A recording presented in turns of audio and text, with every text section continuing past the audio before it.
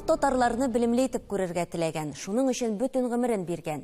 Сүзебез Хөсәен Фәйсханов турында. Ул укытучы, тарихчы, дин белгече. Ислам диненең үсештә булуына омтыла. Җәдитчелек тарафдары. Быелгы Шиһабеддин Мәрҗани укулары Бөтен Россия фәнни-гамәли конференциясе Хөсәен Фәйсхановның 200 еллыгына багышланган иде. Ике мәгърифәтченең исемен бергә кую юкка түгел. Шиһабеддин Мәрҗани Хөсәен Фәйсхановның мөгаллиме, соңрак фикердәше, хезмәттәше дә була. Бүгенге шәхесләр сәхифәсендә Хөсәен Фәйсхановны искә алырбыз.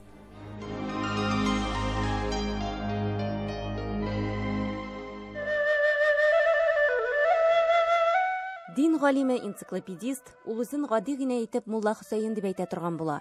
Аның хыялы татарларны мәгърифәтле итү. Татарлар күп телләр белергә тиеш ди. Хөсәен Фәйсханов үзе полиглот, 23 телдә сөйләшкән. Аның кулъязмаларын өйрәнгәндә матур язу сәләтенә карап сокланалар. Бу кеше 23 тел белеп, Угуз теленнән, Чагатай теленнән, Чуваш теленнән, Мари теленнән, Османлы теленнән, араб, фарси, турки, башкалар искиткеч. Ул башына керми торган, ничек ушулай була? Син аларны укисың, аласың, укып та булмый. Хөсәен Фәйсханов шәм белән кулланып, элек вакытта утлар юк, башка шәмләр генә, шул шәм белән кулланып меңләгән битле китапларны күчереп язды һәм калдырган, ул саклана хәзерге вакытта Санкт-Петербург институтында. Хөсәен Фәйсханов Түбән Новгород өлкәсендәге Сафаҗәй авылында 1823 елда туган. Бу авыл 14 гасырдан ук мәгълүм. Аннан күп кенә имамнар, хәзрәтләр чыккан. Хөсәен Фәйсханов та мулла нәселеннән. Башта авылында, аннан Казанда, Казан артында урнашкан Бәрәскәдәге мәдрәсәдә, Опана, Искеташ мәчетләрендә белем ала.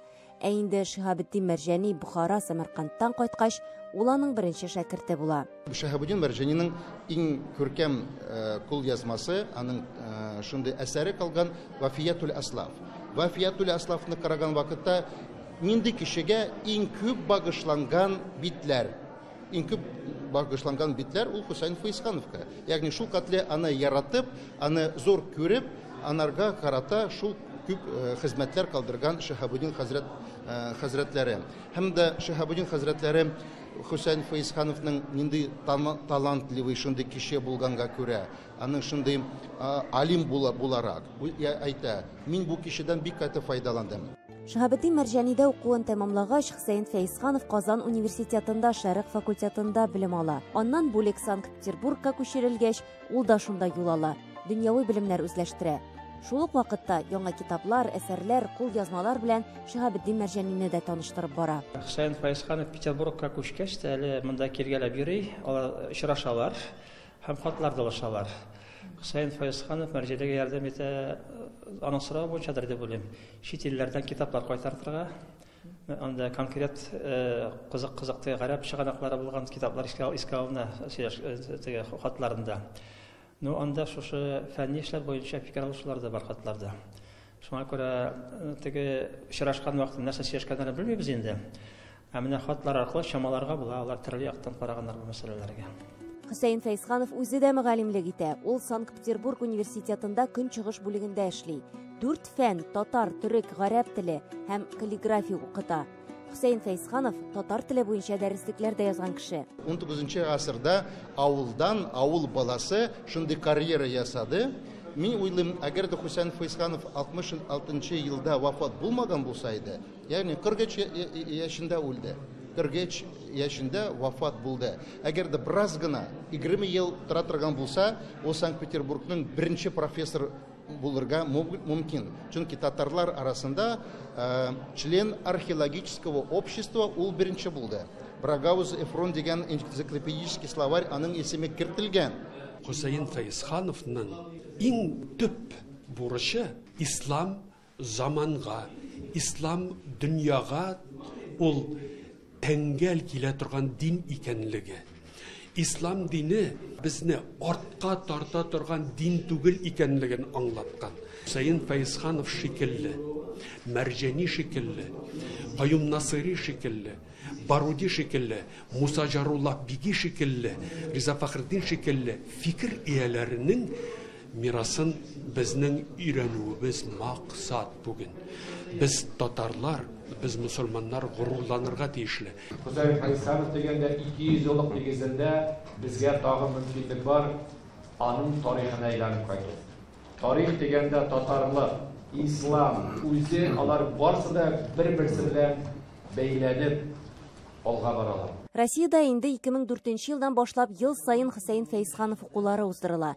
Быелгы Шиһабетдин Мәрҗани укулары Бөтен Россия фәнни-гамәли конференциясе аңа багышланган иде. Казан Федераль университетында күргәзмәсе дә ачылды. Бүгенге күргәзмәдә кулъязмалар һәм сирәк китаплар бүлегеннән 12 экспонат тәкъдим ителде. Шуларның иң мөһимнәреннән 3-се дип әйтик инде. Алар Хөсәйин Фәйзхановның автографлары, 2 хезмәте аның Milli мәгариф тарихына кагылган рисалә, русча трактат дип әйтәбез инде, һәм ислах һәм мөдәррис хезмәтләре. Бу Хөсәйин Фәйзханов тарафыннан эшләнгән проект, мәдрәсәләрне реформалау проекты булып тора. Ислах әл-Мударрис проектында Хөсәйин Фәйзханов мөселман мәдрәсәләре киләчәктә нинди булырга тиеш икәнлеге турында сөйли. Шәкертләрнең дини генә түгел, дөньяви фәннәрне дә үзләштерүе зарур. Шул исәптән илдәге кануннарны да, медицинаны да өйрәтергә кирәк ди. Без хәзер әйтәбез, медресе проекты бу җәдитчеләр эше. Әмма ләкин проекты Фәйзхановныкы булган.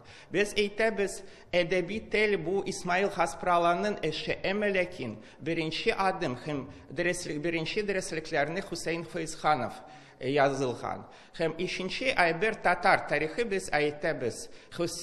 Şihabeddin Mərjani ul Tatar Herodotu.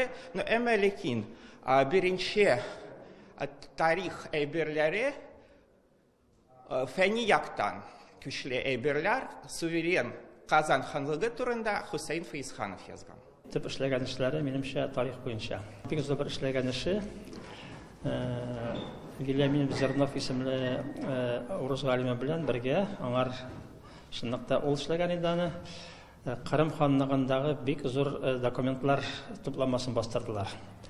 Ул хәзердә бик кыйммәтле чыганаклар Кырым ханлыгы тарихы буенча Хөсәйин Фәйзханов башыннан ахырына кадәр шунда күчермәләр ясап тикшереп шуларны эшләгән шәхес. Булай менә соңгы вакытта чыккан басылып чыккан кулъязмаларын караган вакытта ул кыскача Казан ханлыгы тарихын язган. Кыскача Касым ханның тарихын язган һәм бер бик күләмле басуда бер әсәре бар. Гомумән Русия татарларының, мөселманнарының гомуми тарихын дәшәргә уйлаган. Кызганыч өлгерми кала. Аның югары мәдрәсә төзү турында да хыялы булган. Галимнәр фикеренчә, бу татар университеты булырга тиеш. Бу хакта Шиһабеддин Мәрҗани белән фикер дә алышканнар. Аның хыялы булды безнең татарларыбыз просвещенный, мәгрифәткә бәрелгән төрле күп телләрне белүчеләр, ул бит яза инглиз телен белсеннәр, немец телен белсеннәр, рус телендә. Рус телен бит хәзерге вакытта без рус телендә сөйләшәбез. Хөсәйин Фәйзханов вакытында рус телен укыту, мәдрәсәләрдә укыту өчен, фикер өчен анарга Казан имамлары такфир кылдылар. Хөсәйин Фәйзханов агәрдә дөньяда булган булса да, киресенчә әйтерде, татар телен укытык, татар телендә сөйләшик, татар теленә күбрәк әһәмиятен бирик. Мин шулай дип уйлыйм. Анда авылда мәктәп, аның исеме белән бәйләнгән. Мәктәптә анда анарга бәйләнгән махсус булган музей, аның исеме белән Нижгар шәһәрендә, Нижногород шәһәрендә анда бар институт Хөсәйин Фәйзханов исеме белән. Вот, ул институт бездә дополнительное профессиональное образование. Вот, анда альхамдулилля без укытачакбыз күп шундый курслар бара, бәйләнгән анарга, бәйләнгән гомумән ислам турында, тарихи мәсьәләләр турында. Фәйзхановның известный бер портреты бар. Шунда булса да аның түбәтәе бик матур итеп, йомшак түбәтәе башына кигән. Без аны үз ара авылларыбыз, Нижгар авылларыбыз арасында Фәйзхановка дип йөртәбез, яки Фәйзханов түбәтәе дип йөртәбез. Шуңа күрә хәзерге көндә без шундый бер заказ эшләдек, кемнәр түбәтәйләр эшләр. Без аны җәй көненә аның авылында каберенә яңа таш куйган вакытта, иншалла, ул түбәтәйләрне халыкка өләшеп, барыбыз да без Фәйсханов кебек булачак күренәбез иншалла. Ел буена безнең төрле шәһәрләрдә, төрле төбәкләрдә Хусейн Фәйсхановның исемендәге конференциялар, китаплар бастыру, документаль фильм әзерләү. Хусейн Фәйсхановның инесе дә белемле була, икътисад буенча хезмәтләре бар. Нәсел дәвамчылары да танылган дәүләт һәм сәясәт эшлеклеләре, моңа өстәп фән, мәдәният һәм мәгариф өлкәсендә хезмәт куялар. Шунысы игътибарга лаек. Хусейн Фәйсхановның фикерләре бүген дә актуаль. Әле аны өйрәнергә дә өйрәнергә кирәк. Эльвира Хөснетдинова, Наил Абдуллин, Татарлар, Казан.